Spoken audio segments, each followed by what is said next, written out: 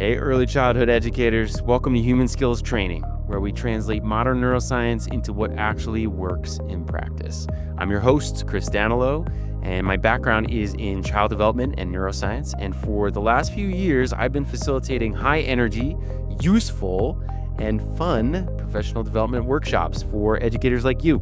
Enjoy this episode. I hope you learn a lot, but more importantly, I hope you do something great with it. Michelle Farrell here to chat a little bit today, and I'm so excited to introduce your brain to other people because you have decades of experience in early childhood education. You've been a teacher, interventionist, you've been a coach, a director, training facilitator, you're certified in pyramid model, like so much in your brain. And we got to meet recently, which was kind of fun.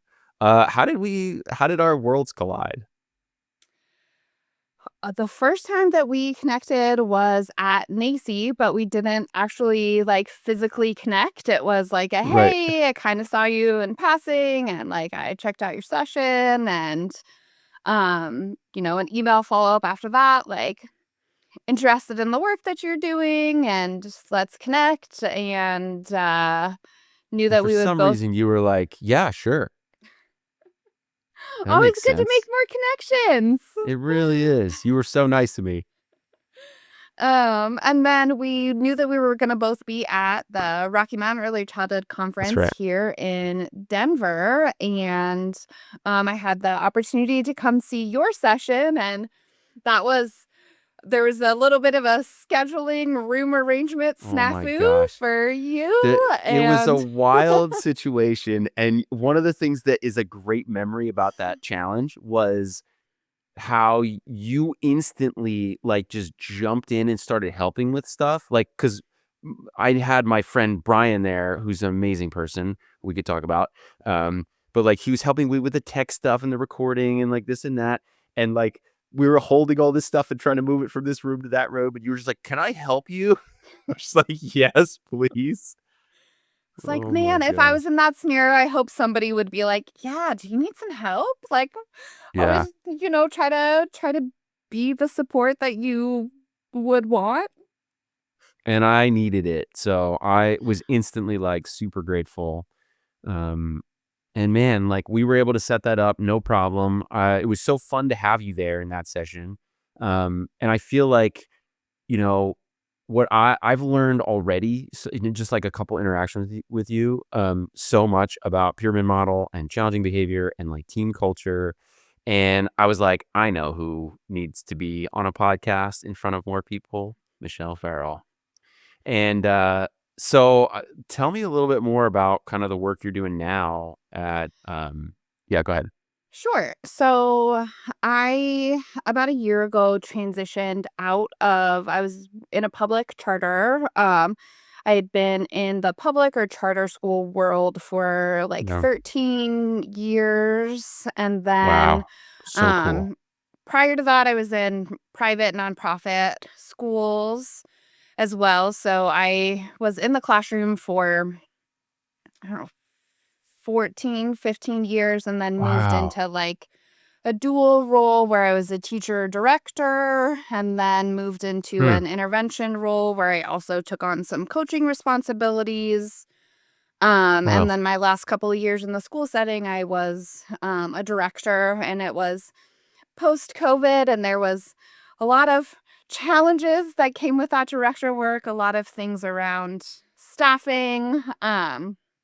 And ultimately it was time for me to make a Yeah. change, and Yeah. the hours, the commitment was a lot with my own child at home. And Yeah. the burnout was very real. So last spring I transitioned to working in early intervention. So I have Wow. a caseload of kiddos that I see birth through age 3 who have an identified delay or disability. And I carry about 20 kids on my caseload or so, and kids have varied services from weekly to a couple of Mm. times a month. And so I support families. It's been a really, really nice transition Yeah. to get back to working directly with families. the early intervention model is set up really nicely here in Colorado to have Yeah. the family coaching model. And so it's really like it's about working with the kids, but it's about supporting families to Mm, grow their confidence and their skills in supporting their own children. The work is very based in routines, so it's not right. it all happens really naturally, where sometimes when you're working on stuff in the classroom, it feels like extra to support kids Right. and their goals. Because sometimes the goals don't always align with what's happening in the classroom or they Yeah. don't feel very realistic. So Yeah. I love the work because it's directly related to family priorities happening in a really natural setting. Services can really happen wherever. So they can be in the home or they can, if we're working on like some motor goals, maybe we're doing sessions at the park. If we're working on Right. some regulation or socialization goals, maybe Right. we do a session at the grocery store because that's what's really hard for families. Wow. That's Um, so s- real world, like useful, right? Because I feel like there's so much theory and like there's so much that we know about the brain and about behavior and whatever, but like getting it into real day, everyday practice is so critical.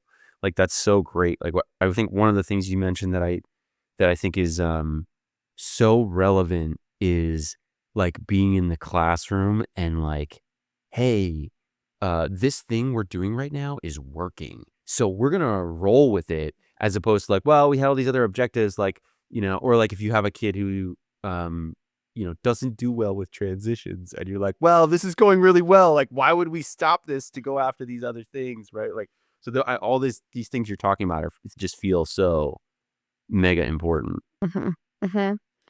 And so my colleague and I, so I when I started early intervention, I started subcontracting with a different agency, and I had a close friend who we initially met when I first transitioned into the public school world Mm, 13 years ago. yeah. And we were team teachers at the time, and we worked together for a few years. And she's been in early intervention for several years, and we came together and we were like, let's just open our own Yeah. practice. Let's just start a Wow. business together. Wow. Um, and so Piece we're of like, cake, man. this Yeah. is What this could is go the next wrong? step, right? Um, Awesome. and at I that love time that. I was also doing some training, so I had connected with the Discovery Source. So they are the distributor for pyramid model materials. So they Oh, make that's right. all the pyramid model kits and Right. so they've done a really nice job of making the materials accessible for implementation. Yeah. We know that a barrier for creating and using materials is just that time, right? The time to Yeah. print it out and laminate it Yeah. and do all those Yeah. things. So the kit has everything ready there. So I Right. Are actually some of them behind you right now on the yes. wall? I Oh, see some yes. creatures. I see some Yes. creatures behind you. Yeah. Yes. So this is we've got that guy up there is one of my favorite. That's Medi Teddy. So Hey, Medi. he can do like you can use him for some yoga practice and he is movable. So can put him in Oh. whatever little yoga position you'd like him to be in. So Oh, he looks he's fast. yeah, yes. So he's little Medi Oh, he's so Teddy. peaceful. And then Discovery Source just came out with a new neurodiversity series. So we have Oh, Atlas, who is a character who has a lot of characteristics that would embody a child with autism. cool. Um, Haven right here, she is the energy of a hummingbird. So she embodies what Yeah. we might see in a child who has some like ADHD characteristics. And then we have our sloth and monkey den here. You might not be able to see them. Maria and Soul, and one has a language delay. And so it's working with, putting putting things that you might not normally Right. see Right. um, in a social story or in a children's book to help support that inclusion piece. So Yeah. it's been I've led a training. I did a training on Haven a couple of weeks ago, and that was really fun. That's so fun. So the kids kind of respond to them. They seem to respond to them well.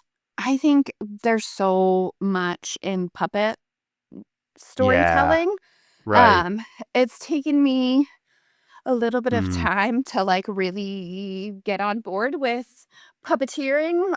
It's Yeah. it's something Well, that feels a you little bit can't like strange, right? It's right. Can you voice them without opening your mouth like, yet, or oh is that no no no? no no no That's a different game.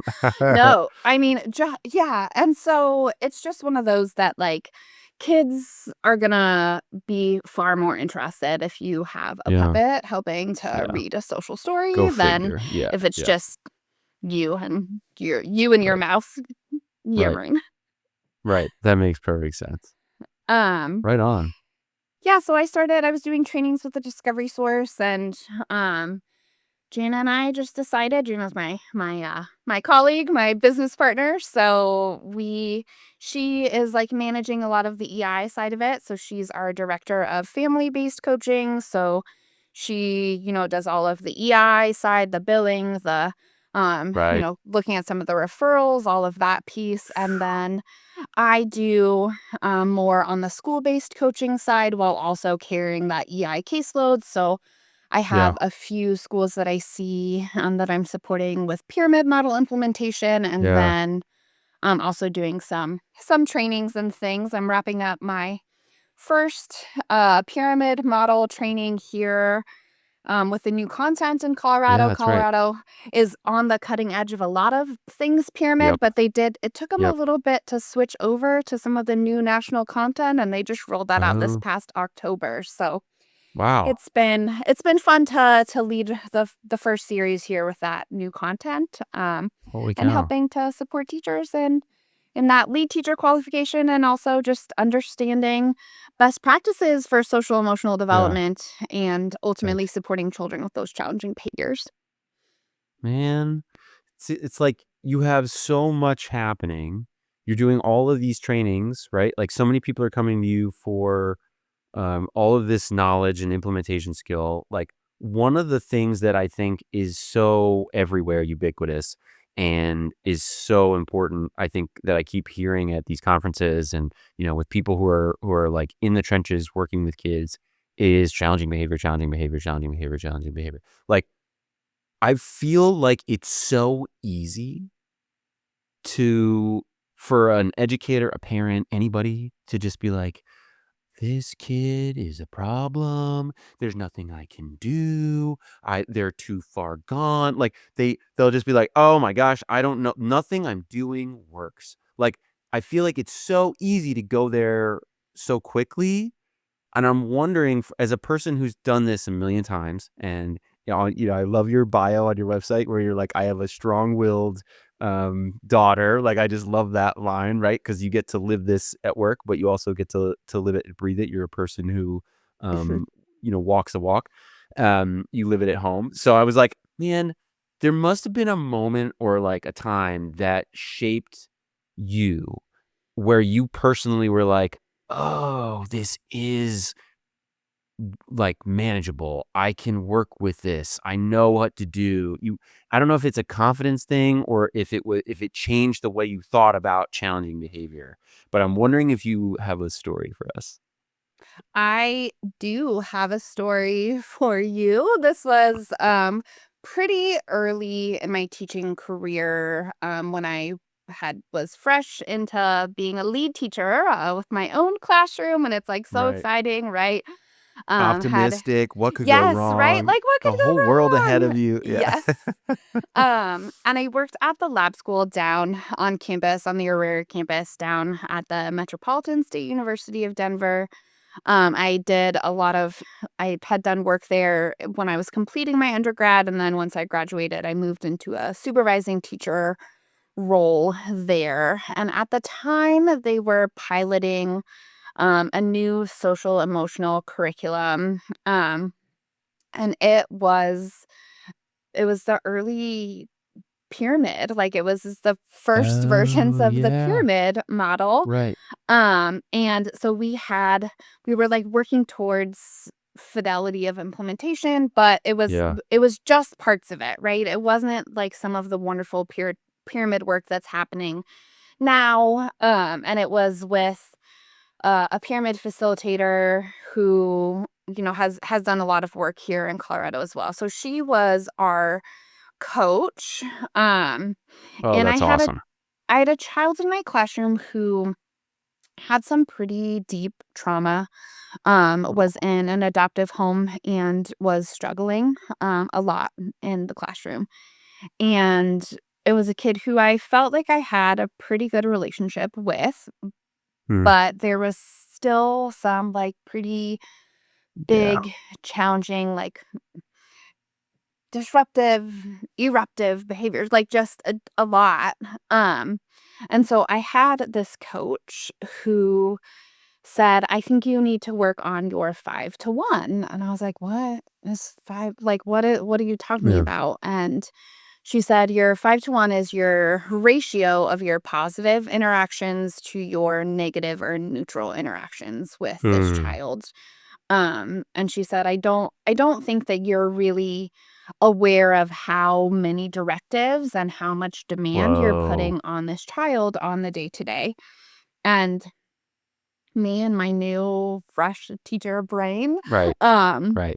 I was just kind of a little bit like, "Well, I'm not the problem. Right. This is Yeah. like, How could that? what do you mean?" I'm like, Yeah. Yeah. "Okay."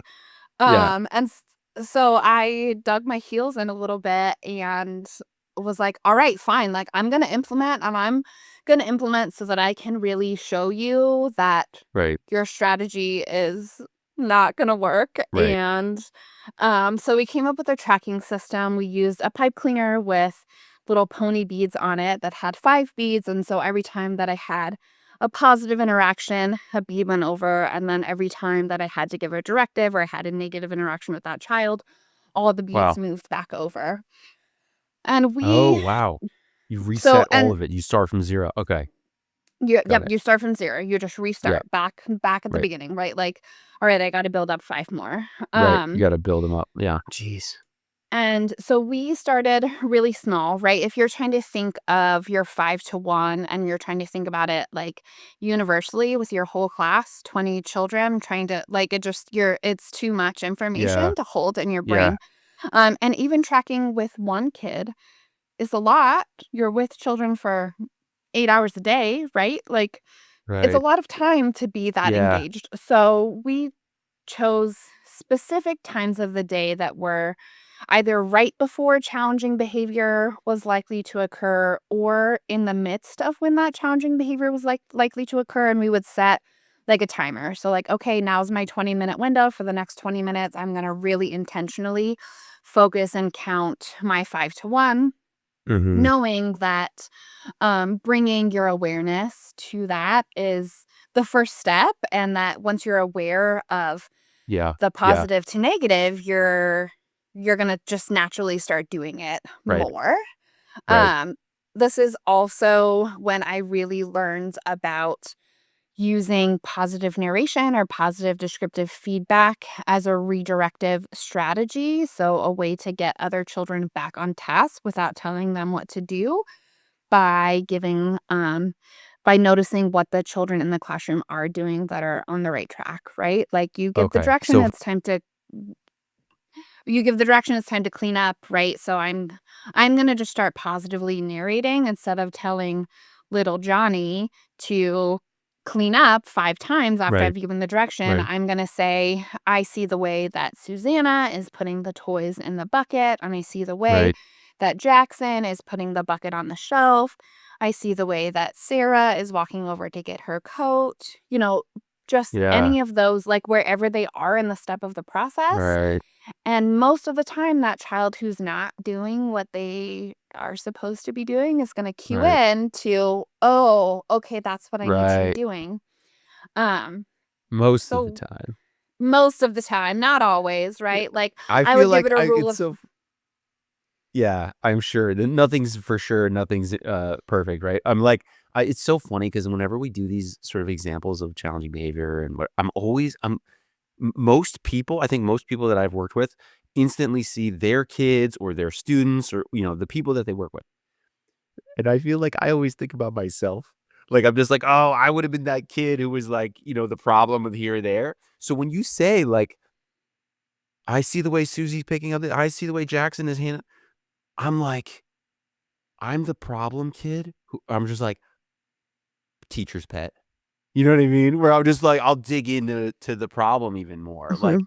so I'm like, oh my gosh, like that maybe works for 90% or I don't know, whatever the high number is of cases.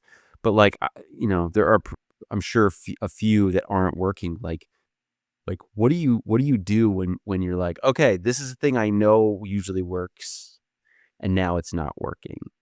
Like, do you have like a sequence that you run through? It's so hard because when you Yeah. talk about behavior, it's not ever really about the behavior. It's about the Mm, why, right? It's about the function. So when we start thinking about children who may be off task during a transition, there's a million reasons why that could be happening.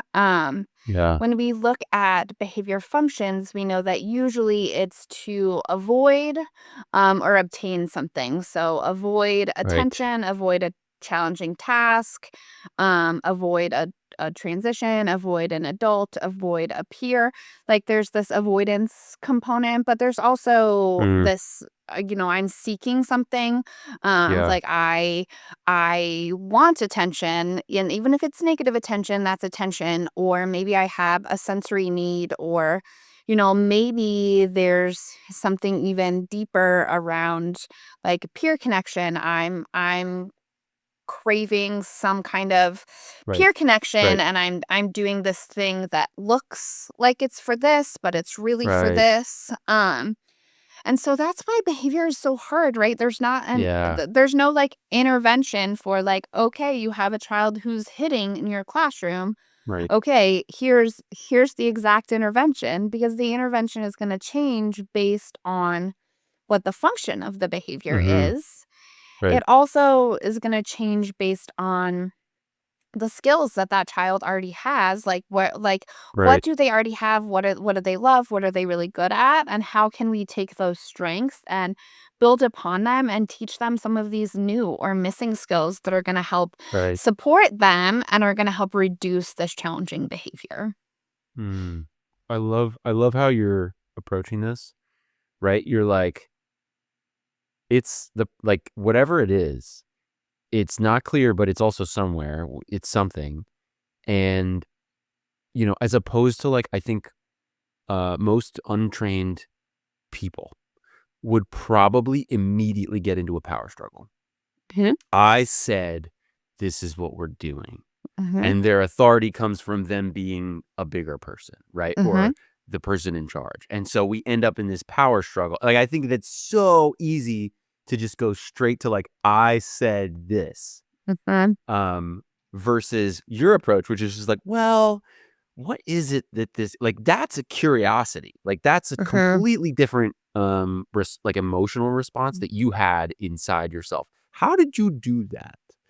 Right? How did you go from like, instead of, trying to rein it in or leash it in, you went to, "Hmm." How did you go to, "Hmm"? Because the power struggles don't work.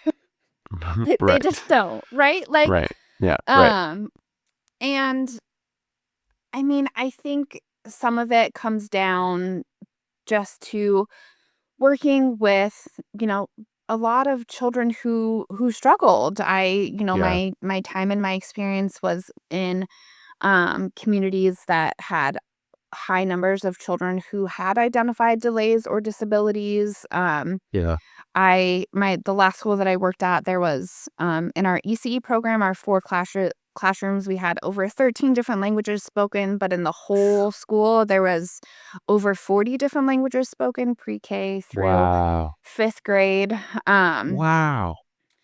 and like really like diversity at its core, and that was, definitely Wow. one of the things that I loved, but it provided a new challenge, right? Because there Mm, with that idea that like there's no one set intervention, you have to start thinking about interventions totally differently when you're yeah. supporting children who are neurodiverse or children who are multilingual. And so looking at some of those supports in Yeah. response to that, I also I was the behavior kid. Like Same.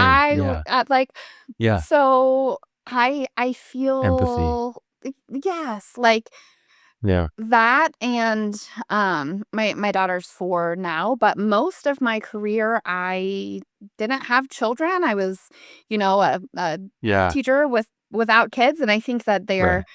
you don't have to have children to be a great Right. teacher, but I definitely know that once I did have my own child, the way that I um empathized with children Right. and families changed greatly. Oh, wow. Um But kind of back to your question is like what Yeah. was that shift? I think some of it came very early on, like you said, when teachers are like, "Well, I've tried everything," and Right. like that really deficit mindset of kids. And this child is just challenging, there's nothing I'm going to be able to do, like almost that Right. like helplessness piece, or Right. I've tried everything and nothing is working. And Right. going into that spot of like, oh, this kid needs an evaluation or this kid needs a special placement, like thinking that that's going to solve all the problems. And Right.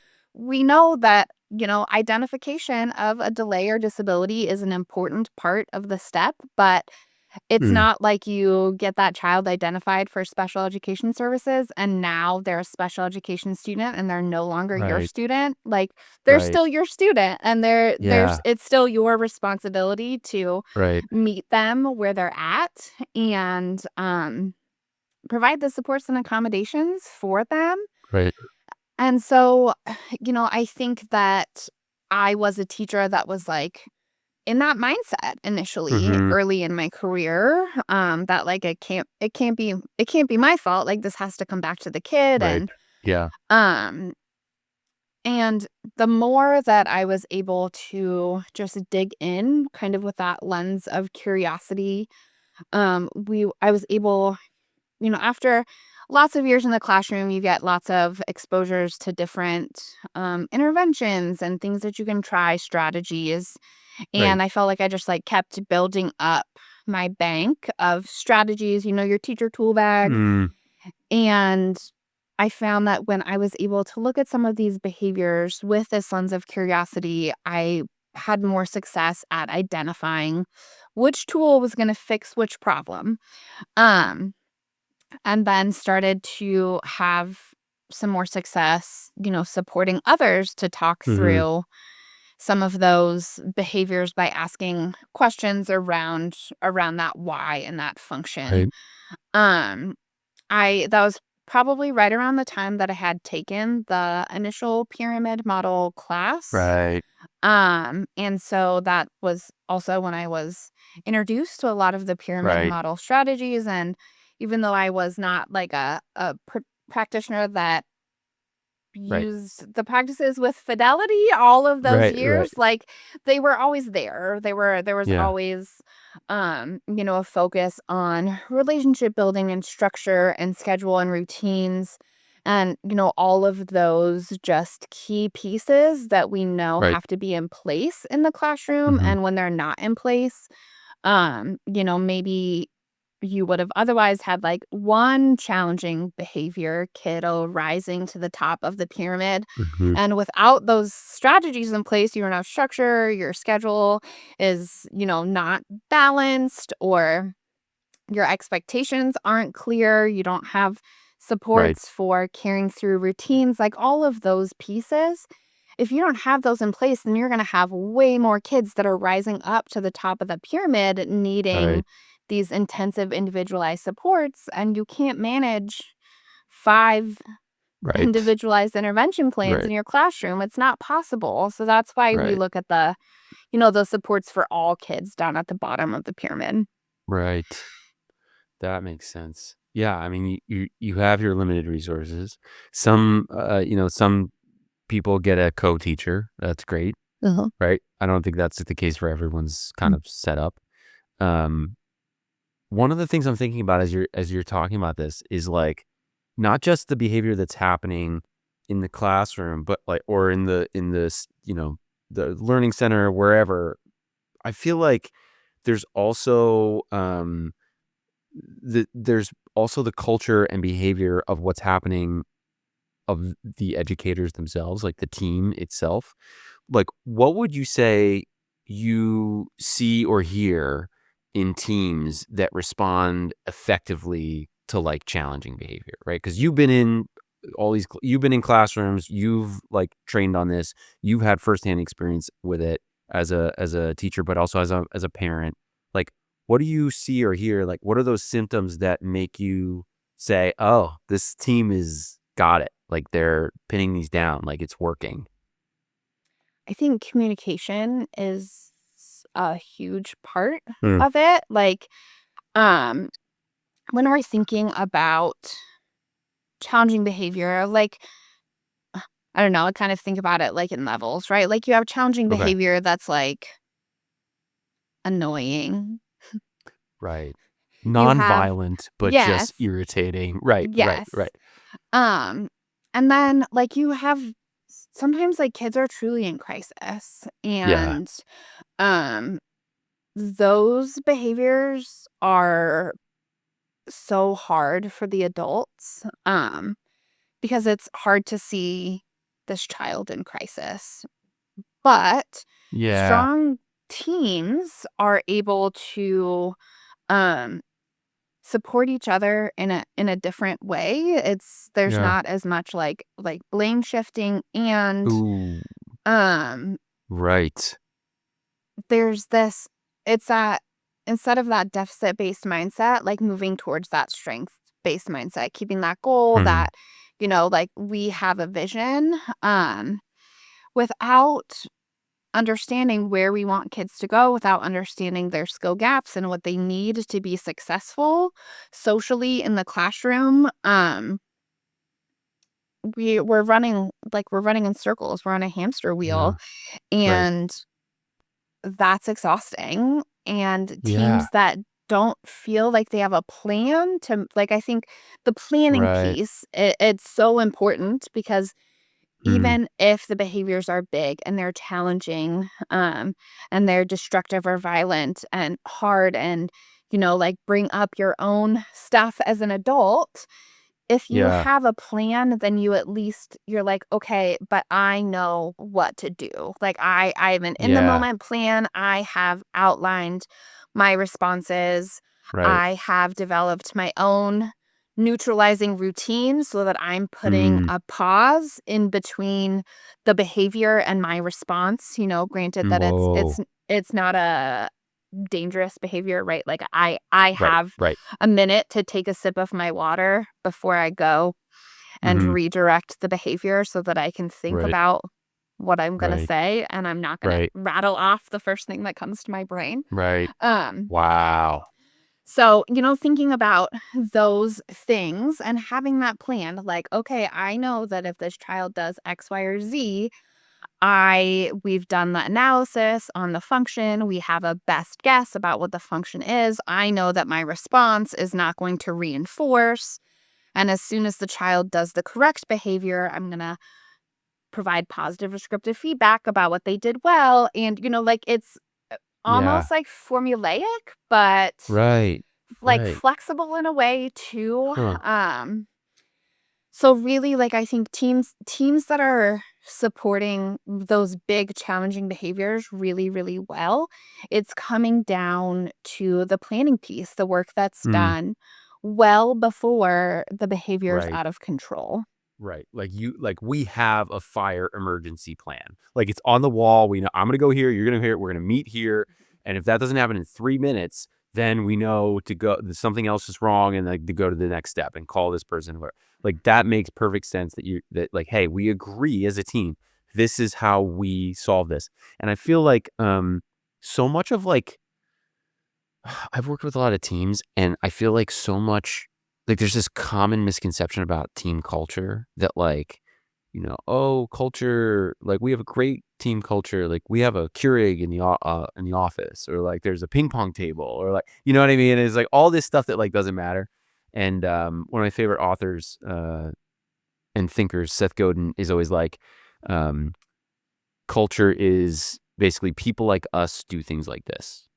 And what you said, I think there's a couple things I thought were like genius about what you said, because one of them was that pause moment of like, okay, I need this second um, to make sure like I know exactly what's going to come out of my mouth. I know exactly how I'm going to deliver it. I can feel that. I need to like get my heart rate to a place where I can deliver it the way I want to deliver it, and I'm not reacting. Right, I'm choosing to respond, which is always really, really hard. But the other thing you said that was really cool was collaboration. And yeah, we know teams need to collaborate. Yeah, communication. Woo, yeah. Like we know, but like what's cool about that, like what it looks like is a group of people who are faced with a problem, and they're all saying, no one's pointing fingers, like they're looking at the behavior and they're saying, this is a problem we're solving collaboratively. Like, what should we do now? Okay, cool. We're going to try this. Like, this isn't working. So maybe what we should do is this, like a cohesive unit problem solving together versus you need to get that under control. Right. Or like some other kind of more, I don't want to say the word toxic because I think the word toxic is overused, but like Mhm. unhelpful, kind of like commentary, or, you know what I mean? Like, it's like, when you see, um, like a musician playing piano and they're just like floating around the keys and it just looks so easy, where somebody's diving off of a diving board and they do this flipped thing and they just like, and then bloop, they land perfectly, and it's just like, oh my God, that just looked so fluid and easy. But like, yet all of us know that if we got up there, like there's no way we would just look ridiculous, or like we could never do that. Right. Like what I think you're pointing at is deep expertise, right? Is like this practice that we've done for a long time that like is becoming second nature and looks really natural, but like required a lot of that work and like problem solving as a team to make happen. Like, I wonder what other behaviors um would show up as sort of like symptoms of a struggling team, right? Like we just got to see what it kind of looks like when it's going well, but like what are some of the signs that you maybe have seen that are like, ooh, that's a key, red flag. I don't want to say red flag, but like a red flag. You know what I mean? Or like some kind of problem where you're like, we need to solve this on an educator level before we can implement our strategy or approach to kids. I think that when we're thinking about struggling teams, it almost in the same way to children's behaviors Yeah. comes back to some of that function piece. Like, what is the underlying issue on the team? Like, not even necessarily related to challenging behavior. Like, Yeah. is does the workload feel imbalanced? Right? Like that's something that I've seen a lot is teachers feel like they might be doing more than their co-teacher Yeah. or their assistant teacher, or this teacher always comes in Right. late and I work really hard to be here on time. And so I think that those things can really exacerbate Yeah. problems So basic, when but like so mm, big. yes. Yeah. I'm with you. And so when we start adding in things like challenging behavior in the mix, and the team is having challenges trusting each other because they Oh, have these underlying, right. um, just like Can we say feelings resentment? of, Can we say yes, resentment? yes, It's a like, little, it can and be, right? If it builds up, if you yeah, let it accumulate. Yeah. for sure. Um, And then I also think when we're looking with challenging behaviors, a lot of times teachers are doing what they think is right. Right. And um Oh, just like young Michelle Farrell on First Day, where you were like, "What are you talking about?" Yeah. yep. Okay. Exactly. Yeah. Yes. Yeah. And so it's, sometimes if we're talking about implementing a strategy or an intervention, they might not have the buy-in. And Right. so it's really hard to make determinations about what's working and what's not because we're not implementing with fidelity because we have these underlying, like, I'm not the problem mindset. Yeah. And the other pretty big behavior that you see on teams is that deficit thinking. Like this Yep. child is never going to be able to sit on the carpet during circle time, so Right. I'm not even going to bother with I'm interventions. not This gonna is treat them with the same empathy. The mhm, way that I'm gonna treat I've now put them in this other category of, like, you don't deserve my effort, mhm, which means now I get to go, I don't know, authoritarian or whatever the normal, mhm. you know, other approach would be. I'm not pushing it off, right? Like we just need to get through until he goes to kindergarten, or we just need to get through until, like, Wow. Yeah. and, just like going into survival Right. mode, which Right. is a defense mechanism. And sometimes, like, you, as an adult and as a teacher, you do have to protect yourself in some Yeah. ways. And your brain is going to do that kind of naturally with Right. some of the ways that you're, especially with that kind of like pulling back and I don't want to say giving up, but like when Mm. you're less invested and you're just doing a little less than you were doing Yeah. previously, Yeah. and um like that's a defense mechanism, right? Like I'm tired of Yeah. things not working and I'm tired of feeling this way, so why bother? Yeah. And when you have it, if you have teams where there's already that resentment piece over effort, and then you have people that are really moving into this protective mode, Yeah. and from the teammates, it might be viewed as something different, right? Like it might just be viewed Right. as laziness or, Oh, right. a lack of commitment when really it's survival. Right. I feel like there must be so many kids who get pushed along to the next step, to next grade, and, like, every year is the same thing, and then at the end, they pop out of the system, and then now they're adults, and here we are, right? Like, I don't know what the number is, but gosh, that has a very real, downstream impact, as we say. Yes.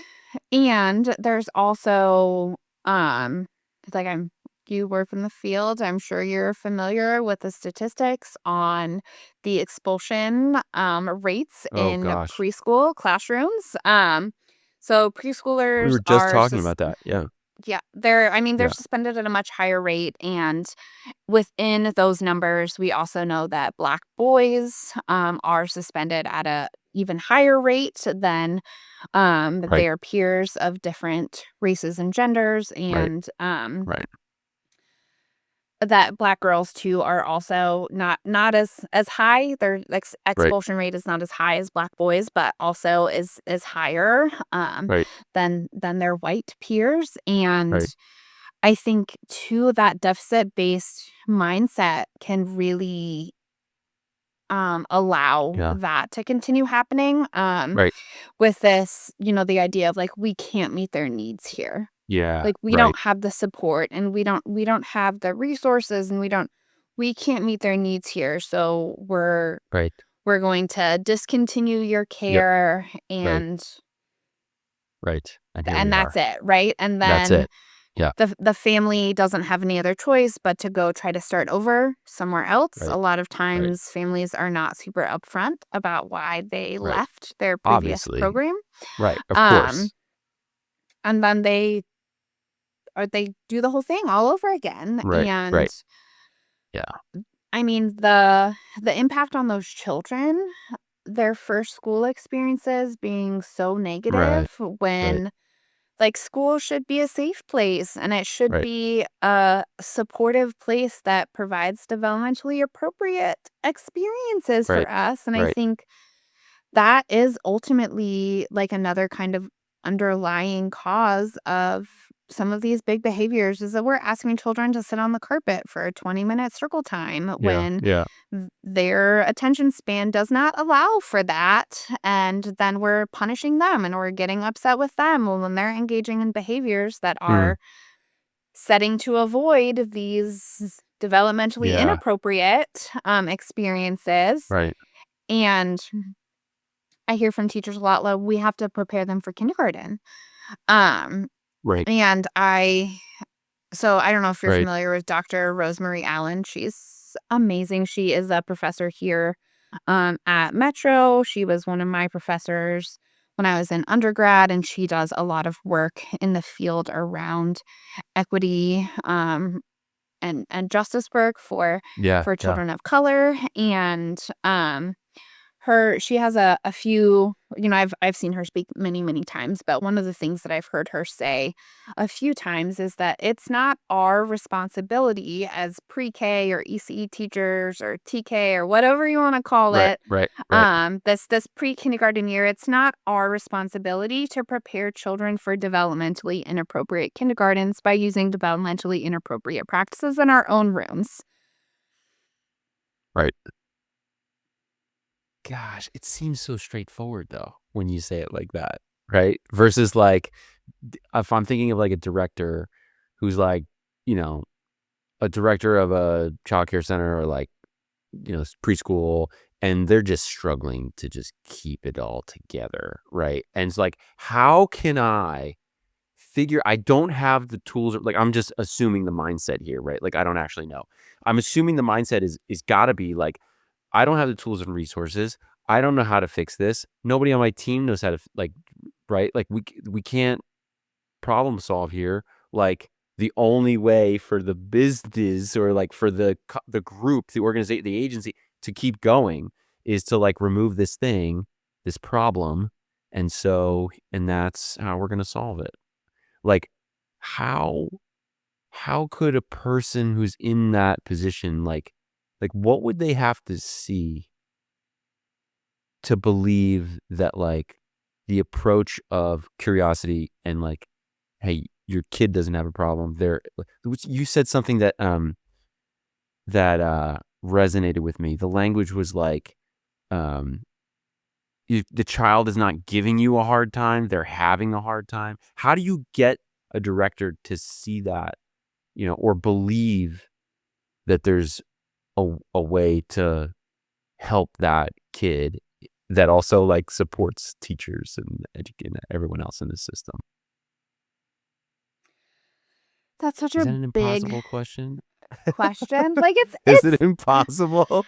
I mean, it's not impossible, right? But I think that it comes down, to like I'm obviously all about the pyramid model Yeah, and yeah, that we know that the closer to fidelity that we get, the better it works. outcomes we're going to Yeah, have.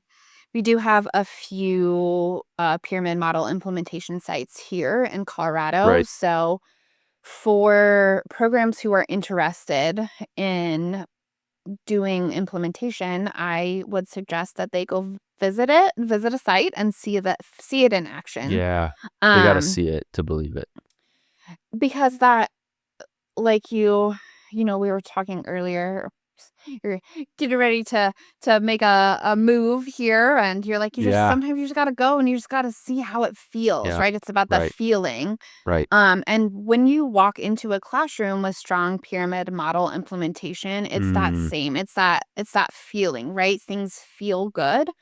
Um, and there's like pyramid model is not the only way to get that good feeling yeah, in your yeah, classroom and that good vibe, but it's definitely like, it's a program that's outlined all the practices that you need to do to create it, Right. right? They've Right. it's, almost like a manualized process of Right.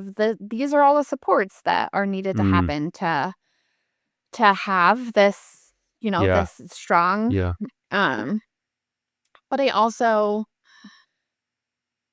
like, I think it a lot of this comes down to developmentally appropriate expectations Mm. and, understanding of child development. Like, Yeah. toddlers are in their cause and effect play stage, and one of the ways that we show that is by dumping buckets of toys out on the ground because Yeah. it's a cause and effect experience. And Right.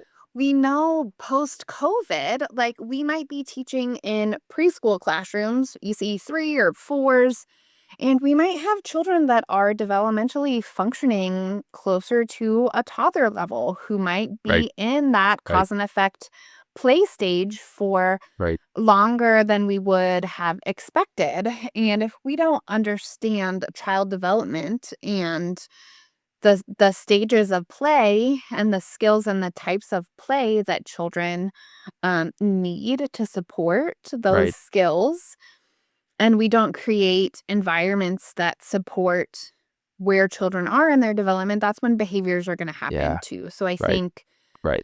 like, part of it is the knowledge base around knowing what kids need and Right.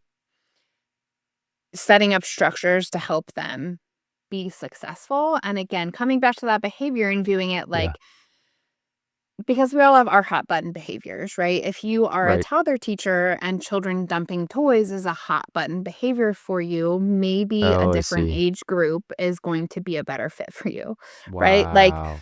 That's a hard realization. I mean, you're right.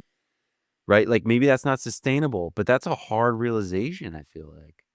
Because and it goes back to the same thing you were just talking about, which is manage your expectations. That's what you were saying, right? Like, manage your expectations about what this student, child is capable of for their kind of developmental state, right? And that may be different because COVID, right? And I worked with a lot of middle school and high school students over the last couple years, and all over the United States, and everywhere we went, all teachers were like, they're coming in a year or two developmentally behind, and that the way that looked at middle school and high school was maturity, right? Where you're just like, wow, they look a year younger, they look a year less mature. So like what you're saying, I mean, the pattern is super prevalent. It's across everyone who was in school, over COVID. But I'm just like, man, that is a wild experience and challenge for sure. well, and people want to be done talking about COVID and the impact that it has and it had. And Yeah. I get it, right? Like, Right. Same. Yeah. I understand, but my daughter was born in April of 2021. So she was, right in the middle of all of that. I like we chose to keep her home her first year before Yeah. putting her in a program because I was afraid of all the germs. And Right. We didn't like, know anything. Yeah. It we was like, didn't. yeah. And, like, my daughter's socialization happened in the toddler setting later than it otherwise would have. Like, that Yeah. impacted what I would've the choice that I would've made as a parent.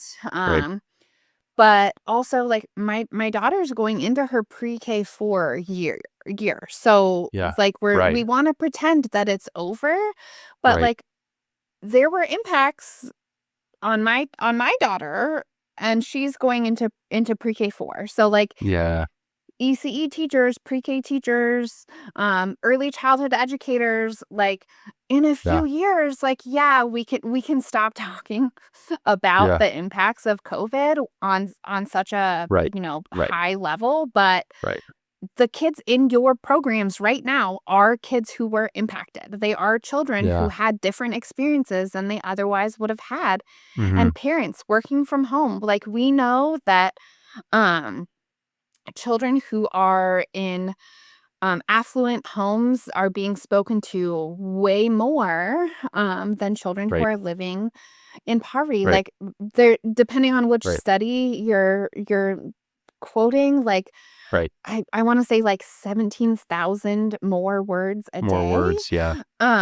And so during COVID, adults were so overwhelmed and stressed out, and they were trying to work from home, and they had young children. And so the language, the talking, Right. like adults again were in that survival mode and probably withdrew more than they realized because Yeah, they were for sure. just trying to do whatever it was to get by. So I think, Yeah. yes, people want to be done talking about COVID, but Right. also Right. Right. this is important for us to know when we're thinking about child development and when we're thinking about what kids need to be successful. Yeah. I mean, the flu happened, and then humans had to talk about the flu forever after that because we're still talking about the flu. So I'm sort of like, well, you know, as much as we don't want to talk about this and that, like we're going to keep learning things, and it's going to be 10 years from now. Oh, people who had this type of COVID are now more likely to blankety blank. It's like Mhm. here we are in the long tail effects of all of it. Um, I have another like behavior related question for you, which is more around like educator behavior. I feel like there are certain things that we try to do to help. And we're like, this is a good idea. And then it's kind of backfires. Like what are some like well-meaning responses that educators may have to challenging behavior, classroom disruption, whatever it is that like, ooh, it's an instinct. It felt like a good idea at the time, but now it's either exacerbating it or making it worse. I think that this is another one that it can be hard is Yeah. because we're thinking about um back to the function, right? Everything Yeah. always Yeah. comes back to the function and the reason and the why behind it. And Mm, so if we're not utilizing data and we're not looking at the yeah. behavior and what's happening before and what's happening after to tailor our interventions, we might be doing things that we think are helping that are actually reinforcing the behavior and Oof. reinforcing. So I think That that seems like that the could, worst kind of outcome. yes. And Yeah. so I see it too with families sometimes that I work with, Yeah. right? Like as as the adult, you have your child who is having a meltdown over Right. whatever, right? And you're Anything. just like, fine, whatever. I don't care. Have the lollipop. Like just Right. go. Right? Right. Yeah. Like I'm done. Like back to the kind of those hot button behaviors, like whining is a hot button behavior for me, and my daughter is in her whining era. She um like I mean just like Yeah. even simple Yeah. requests are coming from a whine Right. Right. um and so like if we know that children are engaging in a behavior because they are trying to avoid a task and we as an adult are making an assumption that they're engaging in the behavior because they want attention and we ignore the behavior, Mhm. then we're allowing them to escape and avoid that task, right? I'm reinforcing the Yep. behavior by They ignoring got what what they're they wanted. doing because it wasn't related to attention, which was what my original thought was. Right. So I think Right. I see. like there's not an answer of like these are behaviors that Yeah. we think are helpful, and so I Right. think that is part of that question. And then I Right. It's why started challenging behavior seems so hard, right? Because it's like if it was a playbook of like if this happens, then do that, then it would be a lot easier. But because Mhm. it's like it's so variable, and you have to dig so much, and you have to use empathy, so it's like like we were talking about the mastery of, you know, digging and using that curiosity in a moment where you as an educator or a parent or an adult is like the most likely to want to quit or blow up or pull the authority card. Like it is the moment where you're the most likely to be like, oh, like come on. So like that shift is really the hardest thing, I feel like. Mhm. And I think like it comes down to the relationship, right? It comes down to how well you Yeah. know the children. If you have a child engaging in challenging behavior and you don't know them very well, then you're going to have a harder time Yeah. identifying the function. Um, And you say know them, it's like literally know like data, like behavioral data on what they've done with these types of situations before. But also I would imagine you kind of also mean some level of trust, right? Like you've worked with them mhm. before, they nor sometimes like they're amicable to you it's some to some degree, right? Is there anything else in there that's kind of like part of the Yeah, relationship requirement? the value, like understanding who they are as a person. I think Mm, sometimes like I don't want to say sometimes children are numbers, but I do think sometimes children are numbers. Like especially you're gonna get us in canceled, Michelle. I'm sorry. No, but like sometimes I feel like teachers don't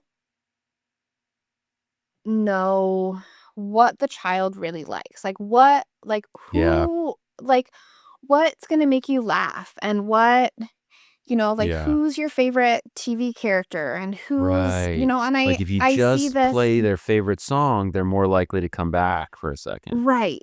Right. Right. And I think we're looking at kids, sometimes not as people because they're kids, but they're little tiny people Right. with They preferences sure are.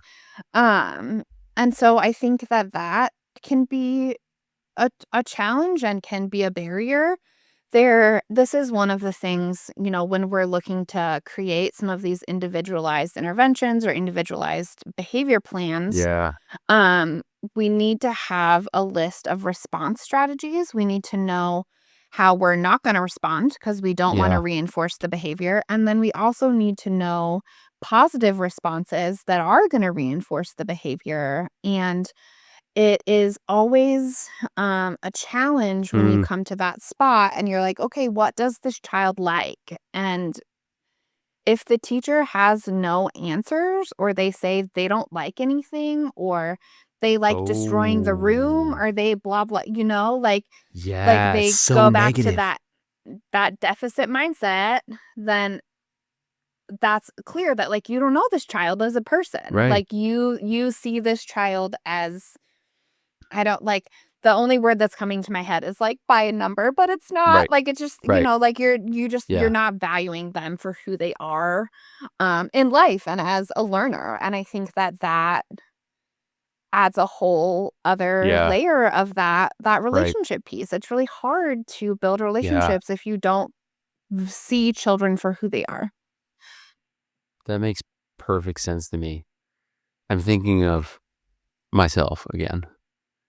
And I was like a kid who would tell my mom she would bring me something in a cup, and I would be like, "Well, I want it in a green cup." For whatever reason, I just had her I really, I wasn't interested in drinking this. I wanted it in a green cup, Michelle, and I was gonna have it in a green cup. The And silliest stuff that drive adults crazy. well, and my daughter's the same way. A lot of the time her function of her behavior is she wants to be in control of the situation. Yeah, right. And so I just like my biggest strategy with her is choices. She gets choices on everything. Okay, it's almost time to go to bed. Do you want me to set a timer for 3 minutes or 4 minutes? Do you want to set the timer or do you want me to set the timer? Okay, my timer's going off. Are you going to turn it off or am I going to turn it off? Do you want the pink cup to go to bed or the blue cup? Do you want to walk up the Yeah. stairs like a penguin or fly up the stairs like a butterfly? Do you want to use the pink toothbrush or the purple toothbrush? Do you want to go up the slide or up the ladder to get like it's literally Yeah. our Wow. hardest routines are it's clearly our hardest routine is bedtime and transitioning Right. to bed because Right. that's the one that I have You got all it of the examples dialed of in. the choices. Yeah. Um, but if I provide her all of those choices, like it's not always a perfect bedtime. It doesn't always mean that she's gonna comply with every single Yeah. request, but it's Right. definitely improved, right? Like Right. we know to some degree, like a lot of behaviors that we're qualifying as challenging behaviors are normal behaviors for kids. And Yeah. I think coming back to that definition of challenging behavior through the pyramid model, which is behavior that is high in frequency, so it's occurring Mm-hmm. often. It has it's occurring over time, so it's persistent. And then it's high in either duration or intensity. So Right. when we're thinking like hitting is actually Right. a developmentally appropriate behavior, hitting 50 times a day is not a developmentally appropriate behavior. Hitting Right. somebody hard enough that they fall down or are injured, right? That's a high intensity. Right. So it's That's like managing the expectation, what you just yeah. said, right? Because if you don't know that, then you would be like, whoa, reaction, reaction, reaction, reaction. Awesome.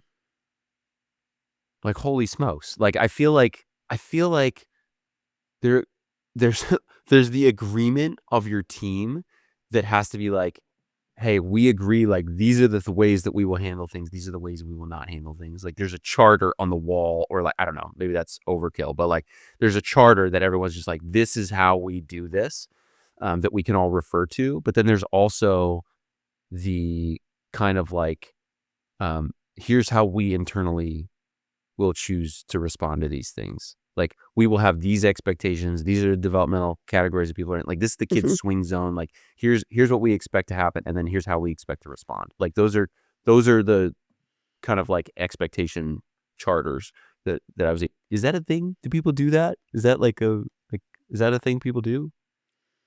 I like it's definitely a part of the behavior planning process for individualized children for sure when we have some of Yeah, those big um but not culturally on a team. probably probably not as Hmm. much as would be helpful. Oh, I've worked in schools that have defined like internal commitments and collaborative yeah. norms that kind of like Okay. refocus back towards the mission and vision of the Right. school and the program. And there were some really good, like, I don't know, kind of like general collaborative norms around like presuming positive intentions, right? Like, Yeah. I know Yeah. that while that might have felt that you as my Yeah. teammate were doing something to slight me, I know that Yeah. I'm going to presume positive intentions and Yeah. whatever, right? So, like, Right. Right. I think having like norms, and I think that you could absolutely take it a step further of norms of this is how we think about children. And I think Yeah. that that would be a great opportunity to, create a norm around that strengths based thinking versus that Right. deficits based thinking. And if it's a part of the expectation and the Mhm. culture, your commitments that you're making to each other as a team, your norms of how you collaborate, um, I Yeah. think that could absolutely be very impactful. Mm. Well, we only have a little bit more time together here for this. And I feel like we could talk about so many, like, I feel like I can learn so much from you about this strategy, that strategy. Um, I have a couple thoughts. Like one thing that I would think would be really great to like end with is what like one educator behavior would you just matrix download into the back of every educator's brain, into like every team to model during behavior challenges? Like, what's one thing that you wish everyone could at least start with? You know what I mean? I think that neutralizing routine, that putting that Mm, pause between the behavior and right. your response. The pyramid model website, the National Center for Pyramid Model Innovations website is pretty easy to remember. It's just www.challengingbehavior.org. They have Made some it. really good resources on there around developing a neutralizing routine, that include identifying your hot buttons as an educator. So knowing which Right. behaviors are going to really, get under your skin more than Yeah. others, and creating a plan around that. Yeah. Also, like, understanding too, like, a part of that planning process is like knowing that maybe we're not always at our best. Like, maybe I'm Yeah. really, like, maybe on Tuesdays I always feel really tired because I am taking Yeah. class on Right. Monday nights or whatever. Right. So having those, like, when I feel tired, I will Right. drink extra water and make sure that I'm doing X, Y, or Z as a part of Yeah. this, like, self-care Right. piece. But also, like, when I'm feeling tired and this child triggers me with their behavior, I will take 2 deep breaths. I Yeah. will close my eyes and picture the beach. Yeah. I will, Right. like, ha understanding too that, like, most behaviors are not gonna be a life or death. If Yeah. nobody is in Right. immediate danger, like, take a second and take Right. a breath. Right. Like, there is nothing stopping you, and I know that, like, taking a breath it's all kind of cliche, It right? But sounds so fluffy, Michelle. It it sounds sounds like it's not fluffy. gonna You're work. you're right. It does sound fluffy, but we also know that when we do, like, when you take that breath, your brain gets more oxygen and you're able to think clearly. Right. Also, if you're working with a child who is in an emotional escalation, we have mirror neurons in our brain that Right. prompt us to mirror actions of those around us. And so, Right. if I take a breath and I have a child who really also probably needs to take a Right. breath, there's a chance that their mirror neurons might kick in and they might take a breath naturally with me. My co teacher in my classroom, who is watching this unfold, might see me take a Yeah. breath and take a breath themselves. So yes, it does. It sounds fluffy, but Yeah. there's so, like, when we think about developing this neutralizing routine, it's really Yeah.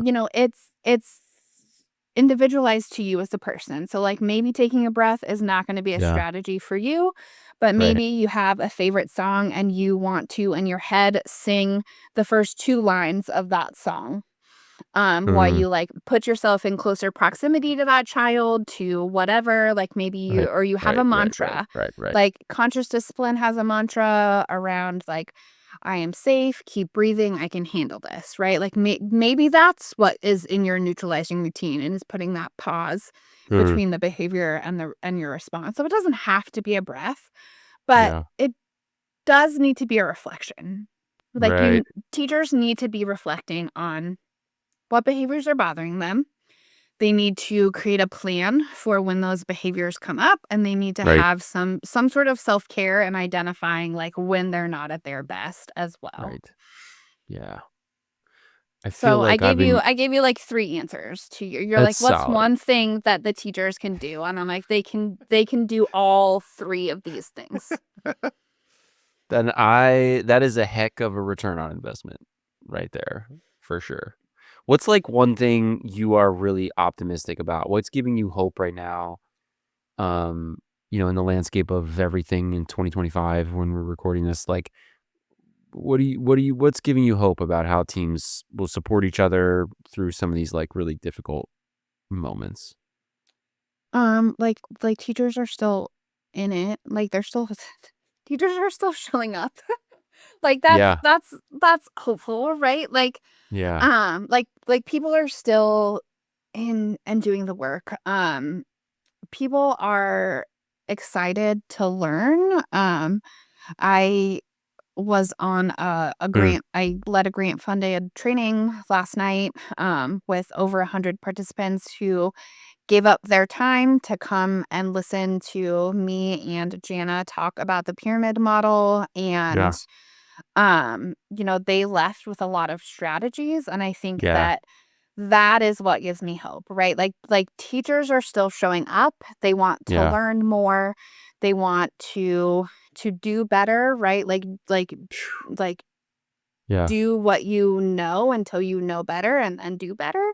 Yeah. So like teachers want to learn, and they are able to identify when things aren't going as well Right. as they would like, and they're seeking out opportunities to improve their practice. So I think that element of the teacher growth mindset is Yeah. definitely one of the things that is giving me hope looking Yeah. into the future. Um, I also like I'm really excited about the work being done here in Colorado around the pyramid model. Yeah. And like personally for us, we're looking to build and bring in the pyramid model to our EI work because there's a ton of resources that are, not as widely talked about in the early Yeah. intervention world, related to practitioner coaching and family planning for some of that goal setting with those Right. EI goals. And so like personally, I'm excited to explore all the ways that the pyramid model can support in the EI world too. So like I'm excited teachers Woo. keep showing up, and I'm excited to continue the deeper dive into all of the aspects of the pyramid model. Gave you two answers to that question too. I can't just answer with one. So sorry. It's a great thing about you, Michelle. I really appreciate your hard work, and I appreciate the experiences that you've gone through that have led you to this place where now you get to share with other people, and I selfishly get to learn from you. And I can't wait to bump into you again. I don't know when our next um, conference or circumstance will be. Do we have anything coming up? I don't think we do.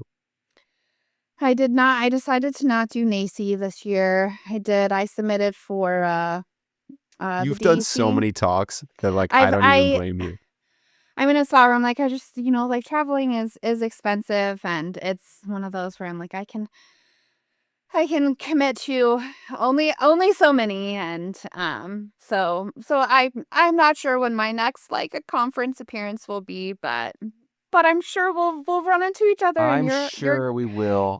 you're coming I'll this be in direction Denver soon. later this year, Yes. so we'll get to hang out. Thank you for sharing all of your expertise and your positivity. I think this is like coming at a really important time to be a little optimistic. So thanks for your time. Thank you for your energy, and I will see you very soon. Thanks so much for having me. Thanks for tuning in to Human Skills Training. If this episode sparked something, just share it with an educator or a leader who needs it. If you want to pick my brain, just drop me a line at chrisdanilo.com. See you next time.